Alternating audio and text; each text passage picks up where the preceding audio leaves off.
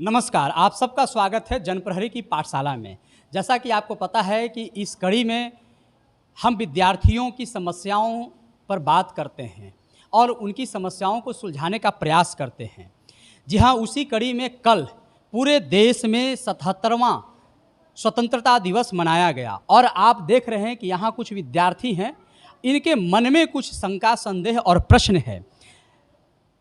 आज़ादी को लेकर, देश को लेकर, देश के विकास को लेकर, देश के विकास की नीतियों को लेकर। चलिए आज हम जानते हैं कि इनके मन में क्या जिज्ञासा है और हम अपने बुद्धि और विवेक से उन्हें सुलझाने का, उनके शंकाओं को दूर करने का प्रयास करेंगे और उसमें आपका भी मार्गदर्शन की अपेक्षा रखेंगे। जी हाँ, आपको यदि मेरा सुझाव या इस बच्चे को कुछ और सुझाव देना चाहते हैं आप, तो आप अपनी प्रतिक्रिया कमेंट बॉक्स में देकर हमें और बच्चे को या तमाम जनमानस को आप पलवित करने का प्रयास कर सकते हैं। तो यहाँ कौन ऐसे बच्चे हैं जिनके मन में जिज्ञासा है? क्या नाम है आपका? मेरा नाम साहिल कुमार है। साहिल कुमार। अच्छा, आप क्या जानना चाहते हैं? हम यही लीजिए माइक लेकर पूछिए। हम यही जानना चाहते हैं कि वास्तविक में आज़ादी है क्या? अरे बहुत अच्छा प्रश्न। देखिए, ये साहिल कुमार हैं और क्लास 7th के छात्र हैं। जी हाँ, 7वें वर्ग में पढ़ते हैं, सही बोल रहा हूँ ना? और यह जानना चाहते हैं कि वास्तविक आज़ादी है क्या। बड़ा गूढ़ विषय है। यानी इस बच्चे के मन में कहीं न कहीं ऐसा लग रहा है कि जो आज़ादी हमें 1947 में मिली है, क्या वह पूरी आज़ादी है?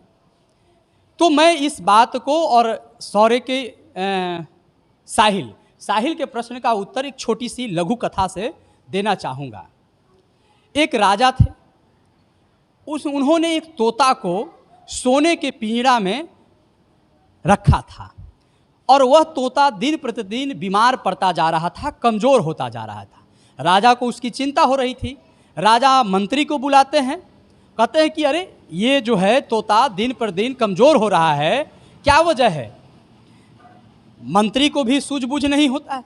मंत्री कहता है कि लगता है ना महाशय कि इसे कुछ खाने पीने में दिक्कत हो रही है, कमी हो रही है।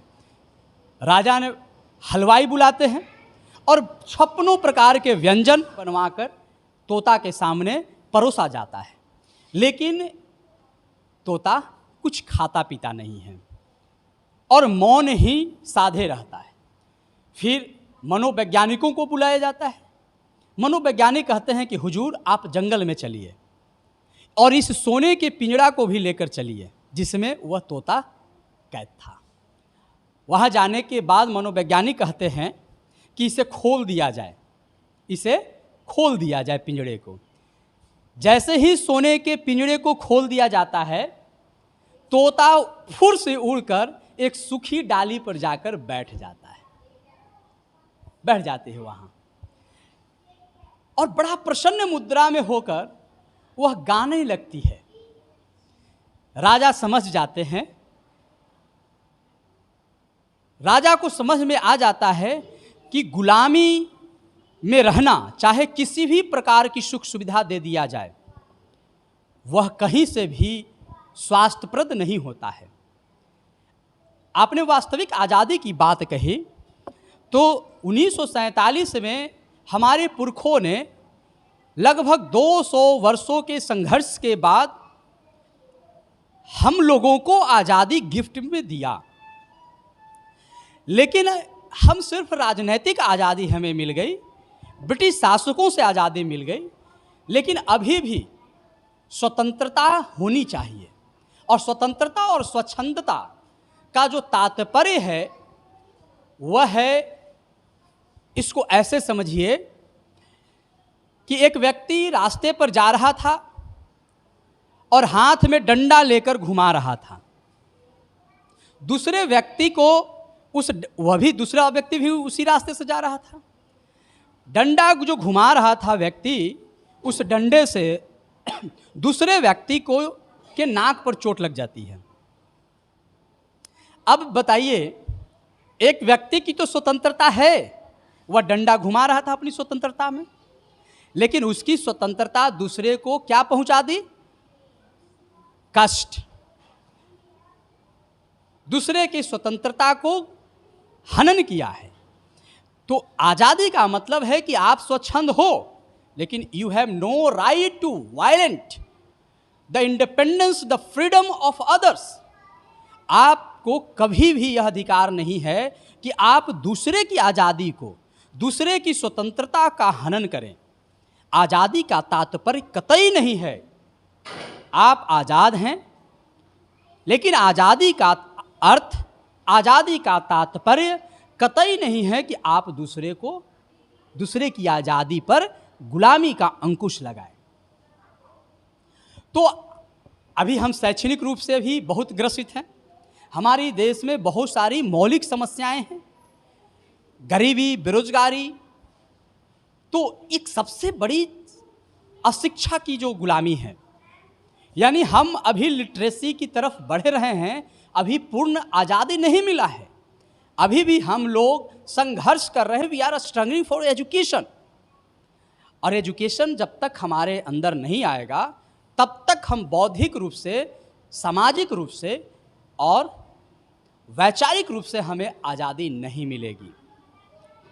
तो भौगोलिक रूप से, राजनीतिक रूप से हम आज़ाद जरूर हो चुके हैं, लेकिन बौद्धिक रूप से और वैचारिक रूप से आज़ादी के लिए हमें शिक्षा के तरफ उन्मुख होना होगा, शिक्षा के तरफ बढ़ना होगा। और जितना ज़्यादा हम शिक्षित होंगे, अब शिक्षा भी दो तरह का है। एक जो एजुकेशन है मेक्स यू, जो आपको बनाता है, और एक एजुकेशन है वो makes you how to earn. दो तरह की शिक्षा है और दोनों शिक्षा आपके लिए बहुत ज़रूरी है। एक शिक्षा जो आप मनुष्य को मनुष्य बनाता है, और दूसरी शिक्षा है जो मनुष्य को पैसा कमाने के लायक बनाता है। तो ये both way of education are important for you, for us, for every Indians. तो ये सब चीज़ें हमें असली आज़ादी की तरफ संकेत करता है ना। तो अब लगता है कि आपको समझ में बात आ गई होगी कि वास्तविक आज़ादी क्या है। अगर एक शब्द में समझें, एक लाइन में इस बात को समझे, तो बौद्धिक स्वतंत्रता जो है, बौद्धिक जो आज़ादी है, वही वास्तविक आज़ादी है।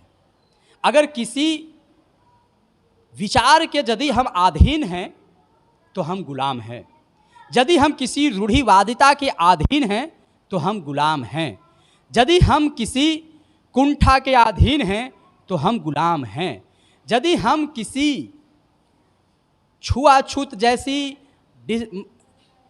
या अनटचेबिलिटी जैसे जो हमारे कलंक है हमारे सोसाइटी के लिए, इन चीज़ों के यदि हम गुलाम हैं या अधीन हैं तो हम गुलाम हैं।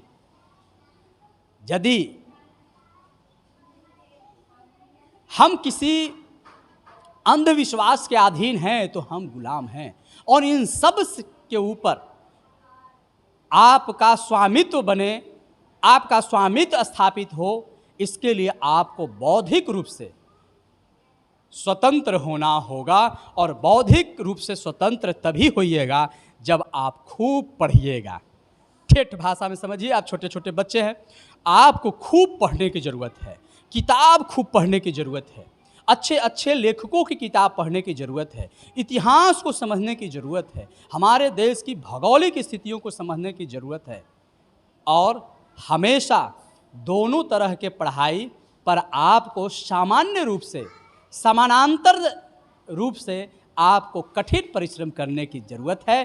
अगर ऐसा संघर्ष आप करते हैं तो निश्चित आपके जीवन में असली आज़ादी मिलेगी और असली स्वतंत्रता का आनंद भी आप उठा पाइएगा।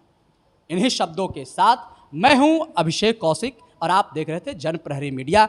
जय हिंद, जय भारत।